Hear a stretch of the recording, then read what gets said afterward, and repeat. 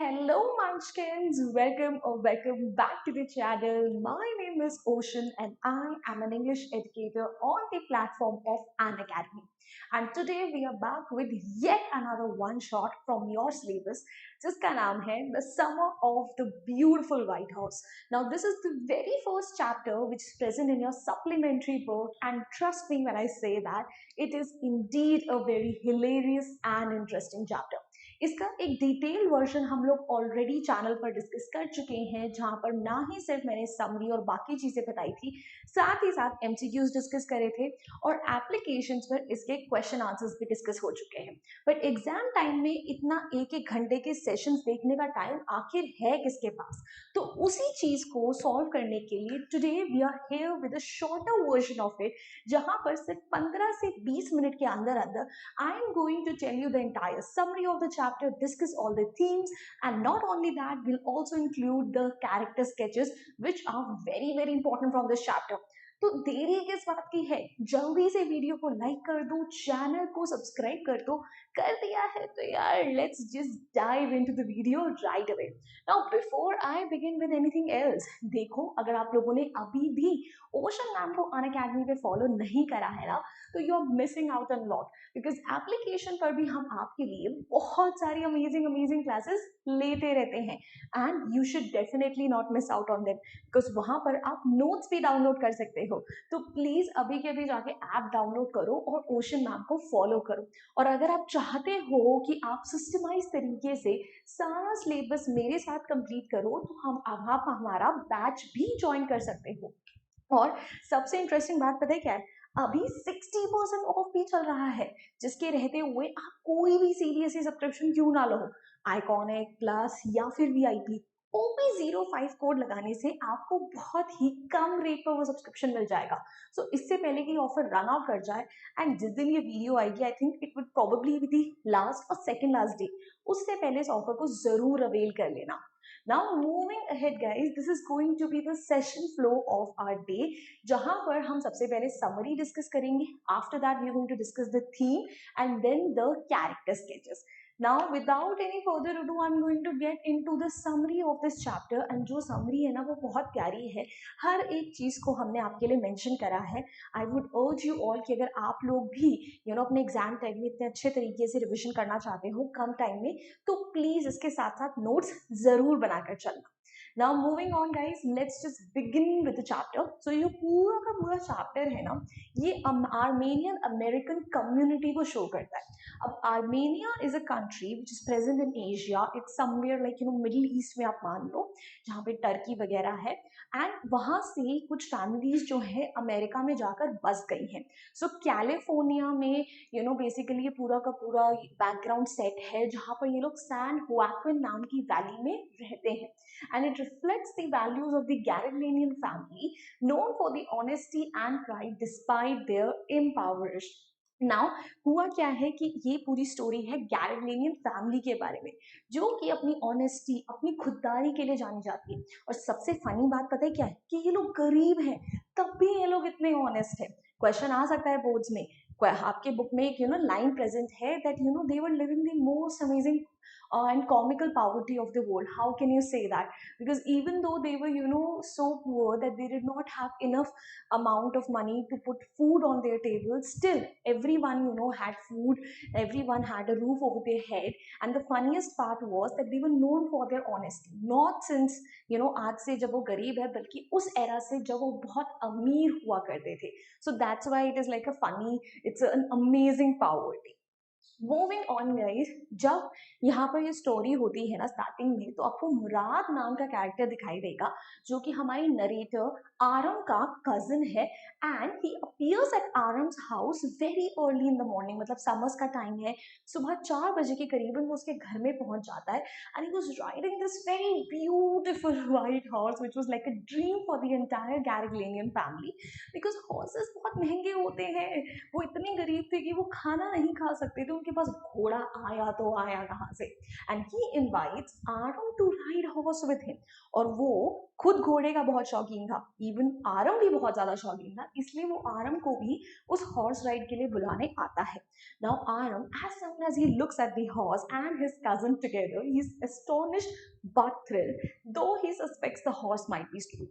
अब वो बहुत सरप्राइज्ड है, बट बहुत एक्साइटेड है, उसका एक सपना पूरा होने वाला है, बट उसे कहीं ना कहीं शक है कि ये घोड़ा चुराया गया है। और उनकी पूरी फैमिली, उनके पूरे खानदान में कोई चोर नहीं है, तो चोरी का इल्जाम अगर उनके ऊपर लगा तो ये बहुत बड़ा धब्बा होगा। Moving on. Now, Aram जो है, he reflects on the family's reputation for honesty, and he tries to rationalize Murad's action, believing their family could never steal. अब देखो, like I said कि उनके पूरे खानदान में कोई चोर नहीं है, so he thinks about his family's reputation कि whether he should go for it or not, but then he tries to rationalize the entire situation. उसको reason देने की कोशिश करता है कि देखो, हमने घोड़े की चोरी करी, it's not like we've stolen money, and इस घोड़े को ये चोरी तब तक चोरी नहीं मानी जाएगी जब तक हम इसे बेच नहीं देते, एंड ऑब्वियसली इसे हम बेचने तो नहीं वाले हैं, तो it's kind of a borrow lend situation, तो I can be a part of it, और वो अपने मन को बनाकर चला जाता है। So Murad and Aram they take turns riding the horse in the countryside. सो पहले तो ये लोग साथ में राइड कर रहे थे, तो और मुराद जो था उसको अच्छे से घुड़सवारी आती थी, उसने अकेले भी घुड़सवारी करनी सीख ली थी, एंड फिर आरम को भी शौक चढ़ता है कि मैं भी अकेले घुड़सवारी करूंगा। But Aram struggles to ride and falls off, while Murad seems to have a natural connection with the horse. But Aram जैसे ही वो घोड़े पे चढ़ता था, ठीक है, घोड़ा उसे पता नहीं कहाँ ले जा लेता था और उसे गिरा के भाग जाता था, and that was regular kind of scene. ठीक है, तो आरम जो काफी स्ट्रगल कर रहा था घोड़े पे राइड करने के लिए। Now, it is revealed that Murad has kept the horse hidden for over a month, and the horse belongs to John Bayo, a farmer in the community. अब पहले दिन जब ये घुड़सवारी करके आते हैं तो जॉन बायो नाम का फार्मर, जो कि एक असीरियन है, Assyria is also a neighbouring country of Armenia, and वहां पर असीरियन लोग बहुत कम थे, तो उसने आउट ऑफ लोनलीनेस आर्मेनियन सीख ली थी, एंड वो उनके घर के पार्लर यानी ड्राइंग रूम में बैठा हुआ था, जहाँ पे अंकल खुसरो थे। Now uncle Khusro is a very very funny character. ठीक है, उनके कैरेक्टर स्केच आपके बोर्ड्स में आ सकता है, लास्ट में कैरेक्टर स्केच है, तब मैं सारी डिटेल बताऊंगी उनकी। सो जो अंकल खुसरो को जॉन बायरो ने अपनी दुखद दास्तां सुना रहे होते हैं कि कैसे उनका घोड़ा एक महीने पहले चुरा लिया गया है, and he was very upset about it कि उनका घोड़ा घोड़ा आखिर गया तो गया कहाँ, and all of that. And uncle Khusro का ना हर चीज को लेकर सिर्फ एक ही जवाब था, pay no attention to it, it is no harm. मतलब पंजाबी में बोला जाए तो सानू की, उन्हें किसी चीज की चिंता नहीं थी, और वो उसको भी यही बोल रहा था, तो क्या हो गया, क्या हो गया अगर तुम्हारा घोड़ा चुरा लिया, क्या हो गया अगर तुम्हें 10 मील चलना पड़ गया, तुम्हारे पैर नहीं है, हमारा भी तो पूरा का पूरा देखो हमारा घर छीन रखा है, ये है वो है। तो जॉन बायरो बहुत इरिटेट हो जाता है, एंड जो आरम की मॉम है वो जॉन बायरो को समझाती है कि ही इज अ बिग मैन, वो अपने इमोशंस हाइड कर रहे हैं, he is very home sick and that's why he behaves like that. अब आरम जो है वो डॉट्स कनेक्ट कर लेता है कि जॉन बायरो एक महीने से मिसिंग है, तो मतलब मुराद के पास एक घोड़ा एक महीने से ऊपर है, and he goes he touches of the Murad and he is like कि देखो देखो देखो, जब तक मैं इस घोड़े पे सवारी करना नहीं सीख लेना तुम घोड़ा रिटर्न नहीं करोगे। एंड मुराद इज लाइक तुझे तो घुड़सवारी करने में 1 साल लग जाएगा, I can't keep this horse for a year because तब तो ये चोरी हो जाएगी, and no person in the Garoghlanian family has ever been a thief, are you asking me to be a thief. तब इसको याद आ रहा कि भाई हम तो चोरी नहीं कर सकते। ठीक है, and then basically they decide कि चलो 6 महीने तक हम लोग अपने पास ये घोड़ा रखेंगे, एंड उसके बाद हम रिटर्न कर देंगे। तो कुछ टाइम तक तो रेगुलरली 2 हफ्ते तक घुड़सवारी के लिए जा रहे थे, अरब का वही रूटीन होता था, एंड घोड़े को एक डिजर्टेड विनयार्ड में छुपा के रखते थे। Now one day when they were bringing the horse, what happens, बायरो runs into them and he mentions the missing horse during a visit to Aaron's house, but does not accuse anyone, trusting the Garaglanian family's honesty. ठीक है, ये तो visit वाला तो हो गया, but what happens कि ये लोग जब सुबह सुबह घोड़े को लेकर आ रहे थे, इन्हें रास्ते में जॉन बायरो मिल जाता है, एंड जॉन बायरो जैसे इस घोड़े को देखता है, ऑब्वियसली यार अपने घोड़े को पहचानता था, तो उसके दिमाग में कहीं ना कहीं तो घंटी बजनी शुरू होती है कि ये मेरा ही घोड़ा है। ठीक है, but he trusted their family so much कि वो उनके ऊपर एक बार भी उंगली नहीं उठाता, and he mentions it to them कि वैसे तो ये घोड़ा मेरे घोड़े का ट्विन है, but since I know your family so well, I know कि तुम लोगों ने ये चोरी नहीं करी है, he just leaves. Now aftermath इसके बाद का क्या होता है, that Aram and Murad they face a moral conflict over keeping the horse versus returning it. अब इनके दिमाग में ये घंटी बजने लगती है कि यार people trust a family so much कि मतलब वो ये शक करना ही नहीं चाहते कि हमने ये घोड़ा चराया, एंड हियर वी आर, जिसको हमने इस घोड़े को कितने टाइम से अपने पास छुपा के रखा हुआ है. So Murad finally decides to return the horse to uphold family's reputation. So ये बेसिकली डिसाइड करते हैं कि ये लोग नेक्स्ट डे घोड़ा चुपचाप रिटर्न कर देंगे ताकि किसी को पता ना चले कि फैमिली पर कोई बात ना उठे. एंड ये नेक्स्ट डे जॉन बायरो के विनयार्ड में जाते हैं, उसके स्टोरेज वान में जाते हैं और वहां पे घोड़े को चुपचाप रखकर आ जाते हैं. Now they secretly return the horse to the Byro's barn, I've told you, and Byro notices the horse improved condition and chooses not to confront them, preserving their dignity. अब बायरो जो है जैसे ही अपना घोड़ा देखता है, he was very happy, and घोड़ा जो था he was better trained, he was better tempered, and he comes running to their house once again, Aaron's house, कि देखो मेरा घोड़ा वापस मिल गया. And it is not revealed in the story actually कि बायरो को पता था कि घोड़ा उनका किसने चुराया था या नहीं, but I think it's common sense कि एक दिन पहले वो उनसे मिला, he mentions it to them, and next उसका घोड़ा वापस आ गया. इतना बेवकूफ तो नहीं था वो, उसने पता लग गया होगा कि घोड़ा किसने चुराया था, but he never confronts their family और उनकी डिग्निटी को वो बचा के रखता है. नाउ जो हॉर्स है, ठीक है, इस पूरी स्टोरी में क्या रिप्रेजेंट करता है, it represents freedom, it represents boys longing for adventure की मतलब छोटे बच्चे जो होते हैं वो कैसी कैसी हरकतें कर देते हैं, इवन दो ये जो पूरी चीज थी it was morally wrong, but उनके इंटेंशंस गलत नहीं थे. एंड जो जॉन बायरो की फॉरगिवनेस है, it emphasises trust and understanding with in a close net community की जब एक अच्छी कम्युनिटी होती है उसमें लोग एक दूसरे को ट्रस्ट करते हैं, अंडरस्टैंड करते हैं, एक दूसरे पर उंगलियां नहीं उठाते हैं. कंक्लूजन क्या है, जो story it blends humour and moral reflection, एक मॉरल मैसेज दिया गया है ह्यूमर के साथ, and it celebrates the richness of character and familial bonds over material wealth. और वो हमें बताते हैं कि कैसे एक अच्छा कैरेक्टर होना, एक अच्छी रेपुटेशन होना, अच्छे बॉन्ड्स होना कितना जरूरी है over material wealth. Like in case of Caribbean family जिनके पास पैसे तो नहीं थे but yet they were very rich in character and reputation. So ये तो पूरी की पूरी स्टोरी हुई. Now let's just quickly discuss the themes and character sketches and wrap up this entire session. So themes बेटा कुछ ये रन कर रही है जिसमें सबसे पहले है ऑनेस्टी एंड इंटेग्रिटी. जो स्टोरी है हाईलाइट्स की जो कैरेबियन फैमिली है उनकी मॉरल वैल्यूज उनके लिए कितनी हाईली अपस्टैंड करती हैं, जिसके साथ वो बिल्कुल कॉम्प्रोमाइज करने को रेडी नहीं है. जनरेशन से उनकी फैमिली ऑनेस्टी के लिए जानी जाती है, एंड इवन दो आज की डेट में बहुत गरीब है, उनके पास पैसे नहीं है, बट स्टिल उन्होंने उस चीज को अभी भी अपहोल्ड करके रखा है. Then pride in heritage, जो characters हैं they are deeply connected to their family legacy. Every Garagalian member is super proud of the fact कि उनकी family में आज तक कोई चोर नहीं था. And even जो ये छोटे बच्चे हैं आरम एंड मुराद वो भी इस चीज को समझते हैं, जिसकी वजह से वो लास्ट में उस घोड़े को रिटर्न कर देते हैं, because they did not want कि आखिर कोई भी आकर उनके फैमिली उनके पेरेंट्स के ऊपर उंगली उठाए कि आपके खानदान में तो देखो चोर है.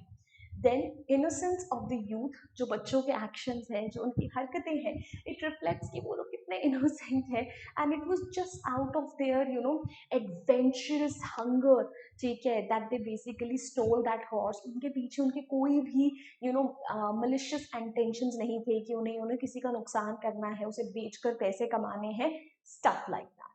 देन मॉरल डिलेमास, जो पूरी की पूरी स्टोरी है it explores the conflicts between personal desires and ethical responsibilities. पूरी स्टोरी हमें बताती है कि भाई लोग क्या मतलब डिजायर करते हैं और जो उनकी रिस्पॉन्सिबिलिटीज एथिकल रिस्पॉन्सिबिलिटीज होती हैं वो बीच में आके उन्हें किस तरीके से रोक देती हैं, ठीक है. क्योंकि जो बच्चे हैं, ठीक है, वो क्या चाहते थे, वो चाहते थे कि वो घोड़े पे घुड़सवारी करें, वो मस्त अपनी लाइफ को एंजॉय करें, बट जो उनकी एथिकल रिस्पॉन्सिबिलिटीज थी कि वो लोग चोरी नहीं कर सकते, वो लोग किसी को धोखा नहीं कर दे सकते, वो चीज बीच में आ जाती है जिसकी वजह से उन्हें वो घोड़ा रिटर्न करना पड़ता है, ठीक है. Now moving on, we have to just talk about character sketches and that's it. Then we are done with this entire पूरा का पूरा वन शॉट आप देख रहे हो। अभी हमारी वीडियो को 15 मिनट भी नहीं हुए हैं और हम लोगों ने कितनी चीजें निपटा दी है। अब कैरेक्टर स्केचेस जो है इस स्टोरी के, मैं आपको पहले बता दूं, काफी इंपॉर्टेंट है, especially when we talk about uncle Khosrove. Like इस चैप्टर में से ना कुछ चीजें जो है डायरेक्टली आपके एग्जाम से पूछी जा सकती है। अंकल खुसरो का कैरेक्टर स्केच हो गया, या फिर चाहे हम बात करें how was there poverty, comical and the most amazing. ठीक है, ये वाली चीजें जो है, ये सब, सॉरी मेरा फोन जो था एकदम से गिर गया मेरे हाथ से। ठीक है, ये सारी चीजें जो हैं ये सुपर सुपर इंपॉर्टेंट है, इनके ऊपर आपको अच्छे से ध्यान देना है। चलिए, कैरेक्टर स्केच में सबसे पहले हमारे पास है आरम का कैरेक्टर स्केच।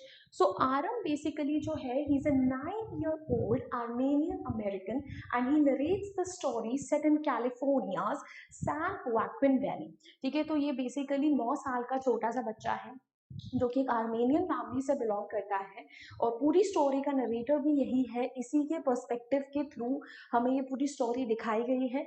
और इनकी फैमिली कहाँ रहती है? कैलिफोर्निया के सैन वाक्विन वैली में रहती है। And despite the family's poverty, they maintain integrity, perplexing Aram when his cousin Murad appears with a white horse they couldn't afford. अब चाहे इनकी फैमिली कितनी भी गरीब क्यों ना हो, ये लोग इंटेग्रिटी, अपनी सेल्फ रिस्पेक्ट को सबसे आगे रखते हैं, जिसकी वजह से Aram is perplex, he is confuse जब उसका कजन उसके सामने घोड़ा लेकर प्रकट हो जाता है। एंड he couldn't decide कि whether he should go ahead with it or not. Then Aram's lifelong dream of riding a horse leads him to justify Murad's action and ride the horse, though it consistently escapes his control, suggesting Aram lacks his cousin's knack with horses. अब जो आरम है, sorry मुराद है, ठीक है, वो basically क्या करता है, ठीक है, वो तो घोड़ा लेकर आ गया है। एंड आरम और मुराद दोनों का बचपन का सपना है कि उन्हें, अभी छोटे हैं और इससे भी छोटे से उनका तब से ड्रीम है कि उन्हें घोड़े पे राइड करनी है। तो जिसकी वजह से आरम उसके जितने एक्शंस थे उनको जस्टिफाई करके उस घोड़े पे घुड़सवारी करता है। एंड नो मैटर उसके लिए चाहे कितना डिफिकल्ट था, बार बार घोड़ा उसे गिरा देता था, भाग जाता था, still he was not ready to give up. वो बार बार उसको सीखने की ट्राई करता था, सजेस्टिंग कि अभी आरम को घुड़सवारी अच्छे से नहीं आती। His internal conflict between desire and honesty drives the narrative, highlighting themes of innocence, family, and the complexity of morality. और ये आरम का जो इंटरनल डिलेमा था कि उसे सही चीज करनी चाहिए या अपनी मन की सुननी चाहिए, इसी की वजह से स्टोरी आगे बढ़ती है।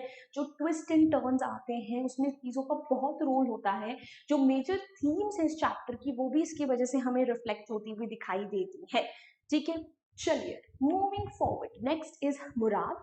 Now Murad, who is Aram's 13-year-old cousin, is considered eccentric by his family, inheriting a crazy streak.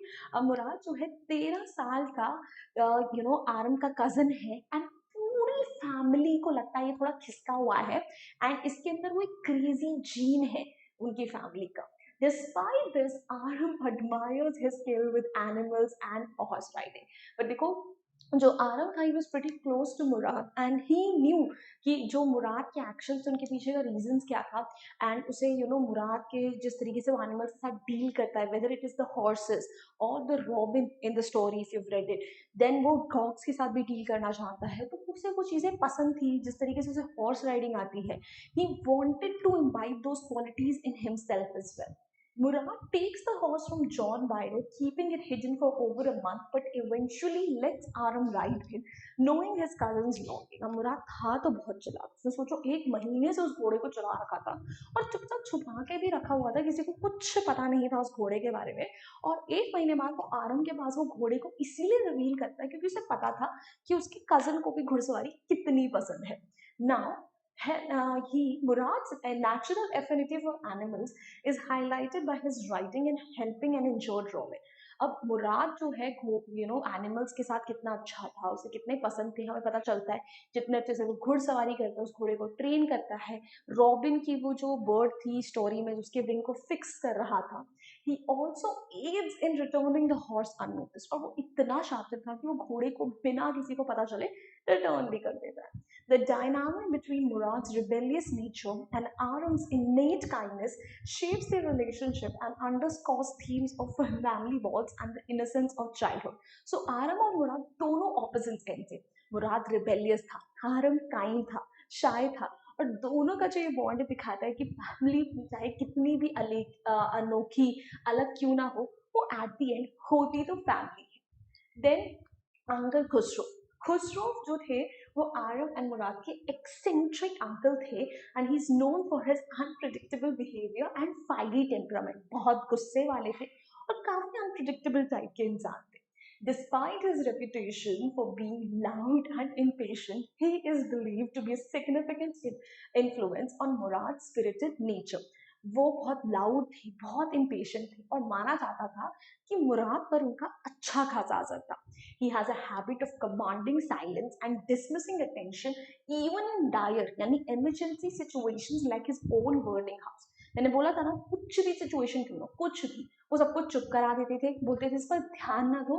ठीक है, ये उनका हर चीज के लिए आंसर था, नो मैटर कितनी इमरजेंसी सिचुएशन हो. एक बार उनका घर चल गया था तब भी उनका यही रिएक्शन था.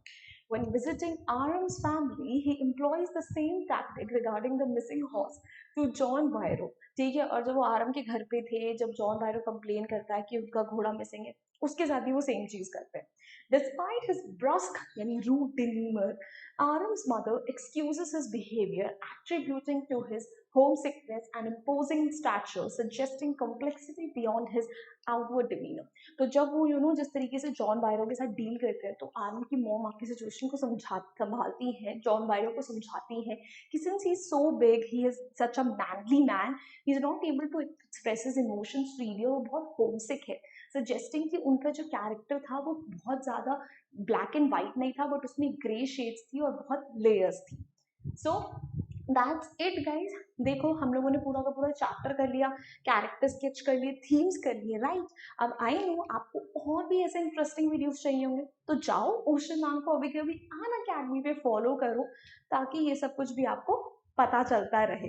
एंड भाई, that's it from my and. I really hope you enjoyed this video, you found it helpful. Now if you did, क्या करना है, जाके वीडियो को लाइक करना है, शेयर करना है, and subscribe to the channel if you still have it. And I will see you next time. Until then, bye bye, हasta la vista. फिर मिलेंगे पढ़ते पढ़ते. Bye guys.